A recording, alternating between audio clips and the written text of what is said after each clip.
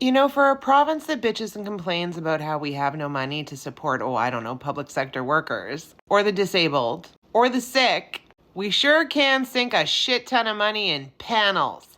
Not solar. We don't like solar. But government panels. Because Danny and the UCP have now created the Alberta Next panel. What's next? You decide. Not that long ago, we had a fair deal panel that brought up things like, an Alberta pension plan, an Alberta police force. But this panel's different. The Fair Deal panel had 9 members. This one has 15. 15. One of the members is an acupuncturist. I think we all might need a little needling after this.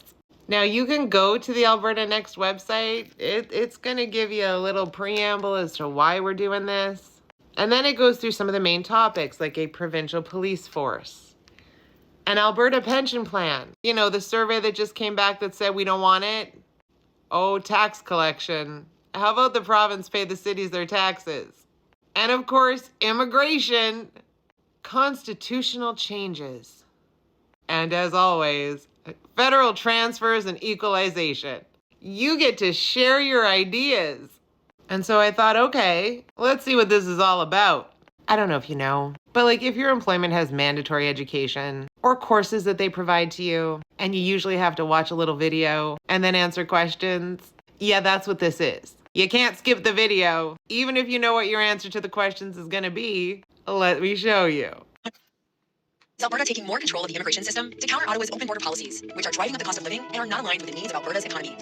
In just over 100 years, Alberta's population has grown from a few 100,000 farmers, ranchers, and First Nations peoples to a province of over 5 million, with one of the most prosperous economies in the world. This great success story would not have been possible without new Albertans moving here from all over the world. That is why Alberta has always welcomed newcomers looking to contribute to our province's economic success and unique culture, and we always will.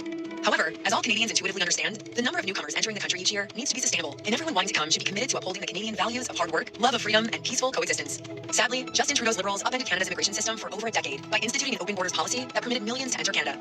Often without any sort of proper vetting, job prospects, or needed employment skills. The results have been disastrous. Housing prices have skyrocketed. Unemployment keeps increasing and it keeps going. You know, just as an aside, Justin's legacy isn't just that he got us weed and through COVID. I think the weed probably helped that. But he has single-handedly infiltrated the minds of alt-wrong conservatives for eternity. Let's get to the questions. So when it's done, you have to start the survey.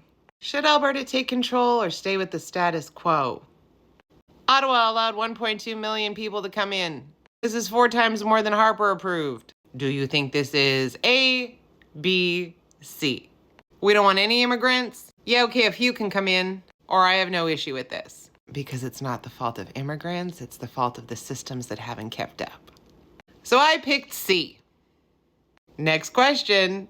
Should the provincial government refuse to provide provincial programs to non-citizens and non-permanent residents living in Alberta unless they have been granted an Alberta government-approved immigration permit? A, B, or C? I picked B. That's it. Those are the questions. 2. And it's the same thing for all the topics. Watch the video, answer a couple of questions. You can leave feedback if you want. There's a box. But don't anticipate we'll ever get those responses. And if we will, it'll probably be 20 months later. Because the last time they did this, they didn't get the responses they wanted. And I know, times have changed. Maybe people's minds have changed. No! We don't want an APP. Alberta is being held back. Our economy has been under attack for most of the last 10 years. Frankly, off and on for decades long before then. Not by a foreign country or by world economic forces. No, Alberta's biggest threat to our prosperity and growth has come from our own nation's capital. Alberta has an Ottawa problem. No, Danny. Alberta has a shitty conservative government's problem. Shitty conservative governments that don't want to work with the feds. And so Alberta digs its heels in, which causes the feds to dig their heels in. It's funny, Alberta didn't have a problem when the feds gave them a shit ton of money, to go to COVID, and we balanced our budget. They also wanted to give a shit ton of money for healthcare, but Alberta wanted conditions put on that. They also wanted to give money to, the disabled population. But Alberta said, nuh-uh, we're going to take that $200 away from them. The federal government also wanted to give a dental plan and a childcare program, and the Alberta government didn't want that either. It's funny, because when we had Rachel, we got a pipeline. A fucking pipeline. With Justin. That's gotta hurt, huh? And so the rest of that video talks about how hard done by Alberta has been. Wah, wah, wah. It's funny, because when Harper was in power, did he fix those equalization issues? Federal transfers? No.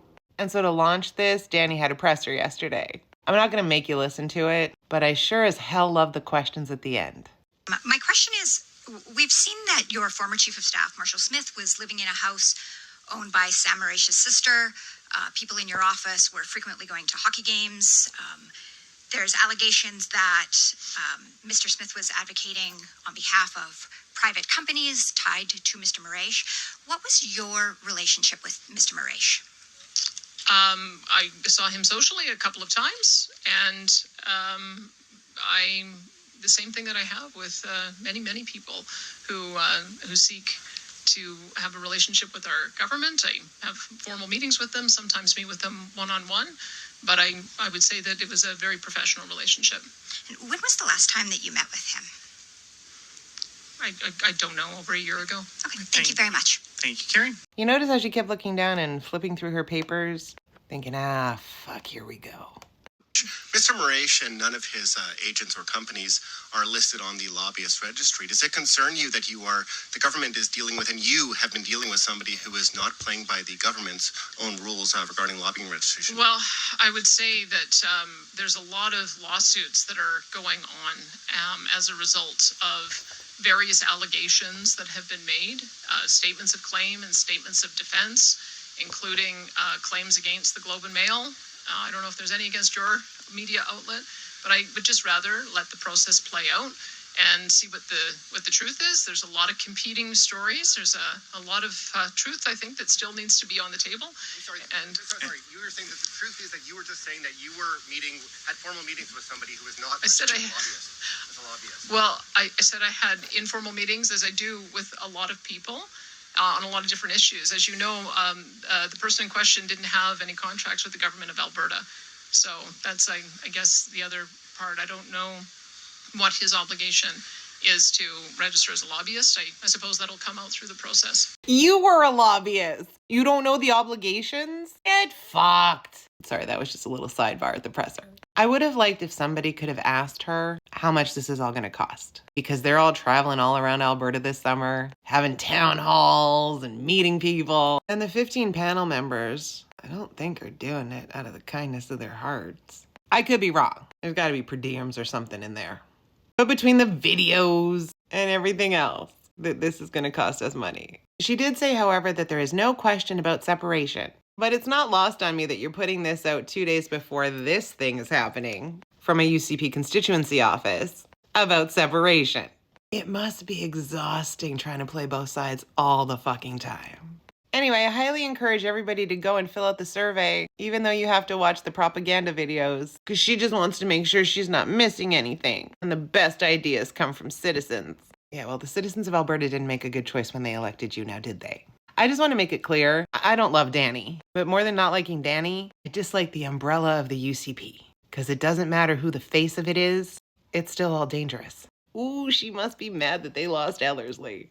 Anyway, have fun with the questions.